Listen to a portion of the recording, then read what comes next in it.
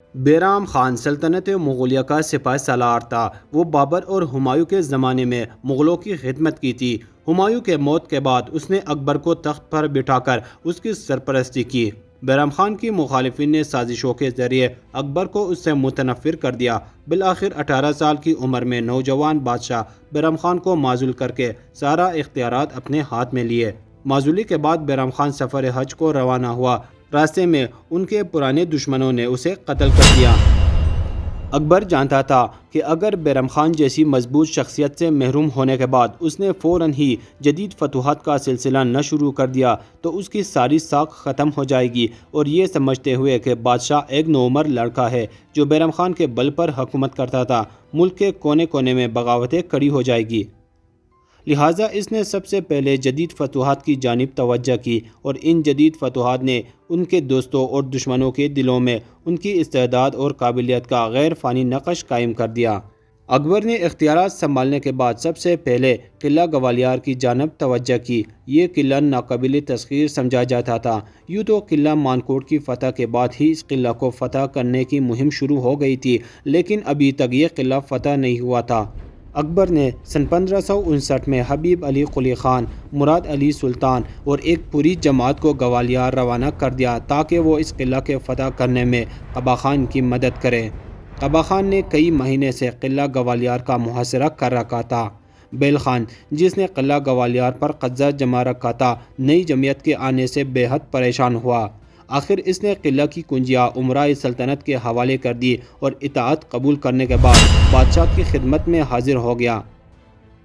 قلعہ گوالیار کی فتح اکبر کی پہلی فتح تھی، اور اس فتح کا ساری مملکت پر اچھا اثر پڑا۔ گوالیار کے بعد اکبر مالوا کی فتح کی جانب متوجہ ہوا۔ مالوا پر باز بہادر کا قبضہ تھا۔ شیر شاہ نے اپنے عہد حکومت میں مالوا کی حکومت شجاعت خان کے سپرد کر دی تھی۔ شجاعت خان کے مرنے کے بعد اس کا بیٹا باز بہادر جانشین ہوا۔ باز بہادر نہایت ہی عیاش نوجوان تھا۔ اس کے گرد رات دن سینکڑوں پریزاد لڑکیوں کا ہجوم رہتا تھا۔ باز بہادر کی محبوبہ روپ متی باز بہادر پر اس قدر حاوی تھی کہ دراصل ساری حکومت اسی کے ہاتھ میں تھی۔ باز بہادر ہر وقت نشے میں مست رہتا تھا، اور امال حکومت نے مالوا کی رعایا پر بری طرح مظالم توڑ رکھے تھے۔ مالوا کی رعایا نے باز بہادر اور اس کے امال سے تنگ آ کر اکبر سے فریاد کی، اور اکبر نے فوراً مالوا کی فتح کے لیے ایک لشکر روانہ کر دیا۔ یہ لشکر اکبر کی دائی ماں کے بیٹے ادم خان کی سرکردگی میں مالوا پر حملہ آور ہوا تھا۔ باز بہادر جیسے عیاش اور رنگین مزاج شخص مغلوں کے لشکر کا بلا کیا مقابلہ کرتا، چنانچہ وہ ایک معمولی سی مدافعت کے بعد سارنگپور کا قلعہ چھوڑ کر بھاگ گیا، اور اس نے بھاگنے سے پہلے راجپوتوں کی تقلید کرتے ہوئے ان ناچنے والیوں اور خوبصورت لڑکیوں کی بیشتر تعداد کو ختم کر دیا جو باز بہادر کا بہترین سرمایہ حیات تھی۔ باز بہادر کے فرار ہونے کے بعد جب شاہی لشکر قلعہ میں داخل ہوا تو اس نے دیکھا کہ بے شمار حسین لڑکیاں یا تو قتل کر دی گئی ہے یا زخموں سے تڑپ رہی ہے۔ مقتولین میں باز بہادر کی محبوبہ روپ متی بھی تھی۔ بعض مورخوں کا کہنا ہے کہ روپ متی کو قتل نہیں بلکہ اس نے خودکشی کی تھی۔ باز بہادر کے فرار ہونے کے بعد جب ادم خان سارنگپور کے قلعے میں داخل ہوا تو اس نے سب سے پہلے باز بہادر کے خزانے پر قبضہ جمایا۔ اس کے بعد ان حسین و جمیل عورتوں کی جانب متوجہ ہوا جو باقی رہ گئی تھی۔ ان عورتوں کے حسن و جمال اور کمال موسیقی کا سارے ملک میں شہرہ تھا۔ ادم خان ان حسین عورتوں کو حاصل کرنے کا بے حد متمنی تھا۔ غرض مغول لشکر نے سارنگپور اور سارا مالوا فتح کر لیا۔ مالوا فتح ضرور ہو گیا، لیکن ادم خان کی بے عقلیوں اور عشرت پسندیوں نے مالوا میں اچھا خاصا فساد برپا کر دیا۔ اس کی وجہ یہ تھی کہ جو حسین و جمیل عورتیں ادم خان کے ہاتھ میں آئی تھی، ان کے حسن و جمال نے ادم خان کو ایسا مدہوش کیا تھا کہ وہ سب کچھ بھول گیا، چنانچہ وہ عیش پرستی اور رنگین مزاجی کے معاملے میں دوسرا باز بہادر بن گیا۔ جب بادشاہ کو ادم خان کی ان عیش پرستیوں اور رعایا پر ظلم و ستم کی اطلاع ملی تو وہ خود سن 1560 میں مالوا کے انتظام کے لیے آگرہ سے روانہ ہوا۔ ادم خان نے چند قیمتی تحائف بادشاہ کی خدمت میں پیش کیے، حالانکہ اس کا یہ فرض تھا کہ تمام خزانہ اور جو کچھ ہاتھ لگا تھا وہ بادشاہ کی خدمت میں پہلے ہی بیچ دیتا، لیکن وہ لالچ اور عیاشی میں مبتلا ہو چکا تھا۔ بادشاہ نے اس سے کسی قسم کی باز پرس نہیں کی اور رات کو اس نے سارنگپور ہی کے قلعے میں قیام کیا۔ ادم خان چاہتا تھا کہ بادشاہ بھی اس قلعہ کی خوبصورت لڑکیوں کے جال میں پھنس جائے، مگر اکبر نے ان لڑکیوں کی جانب رخ بھی نہ کیا۔ بادشاہ کی دائی ماں، جس کو اپنے بیٹے ادم خان کی حماقتوں کا علم ہو گیا تھا، دوڑی ہوئی سارنگپور آئی، بادشاہ کی بہت بڑی ضیافت کی اور مالوا کا سارا مال و اسباب اور خوبصورت لڑکیاں بادشاہ کی خدمت میں پیش کر دی، جس میں سے ایک حصہ بادشاہ نے ادم خان کو عنایت کر دیا۔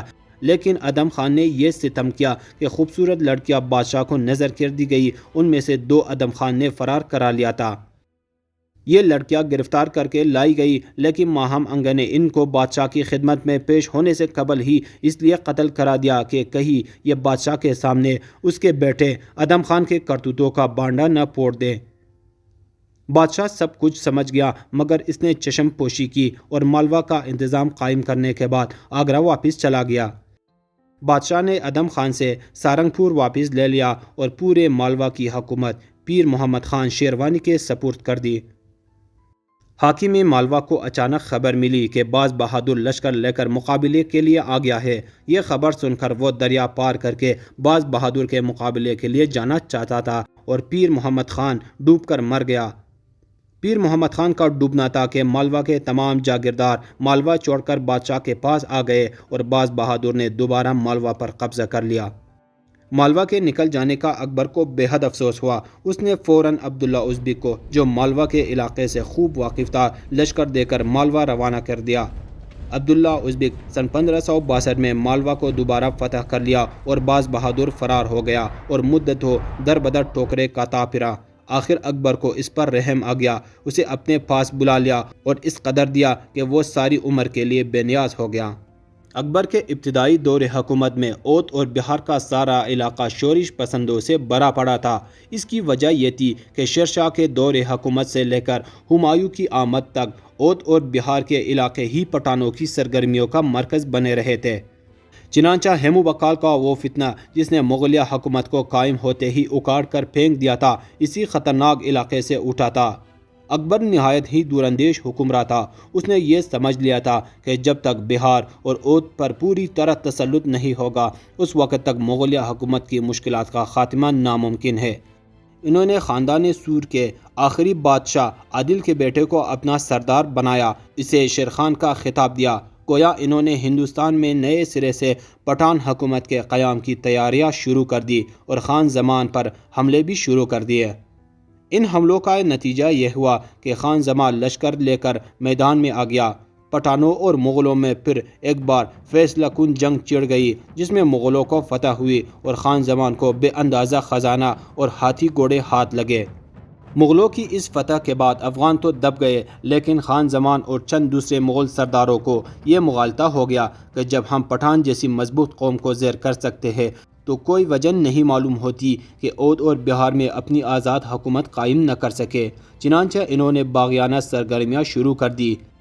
اکبر کے لیے خود اس کے ہی آدمیوں میں باغیانہ خیالات کا پیدا ہو جانا پٹھانوں کے فتنے سے کہیں زیادہ خطرناک تھا۔ چنانچہ اکبر کو اس تازہ فتنے سے کافی تشویش پیدا ہو گئی۔ بغاوت کے اس تازہ فتنے کو رفع کرنے کے لیے اکبر 1560 میں متوجہ ہوا۔ وہ شکار کے بہانے ایک بڑا لشکر لے کر کالپی جا پہنچا۔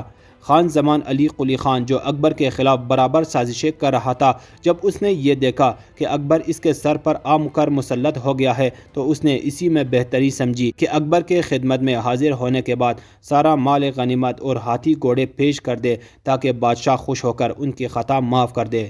خان زمان کا یہ نسخہ کارگر ثابت ہوا۔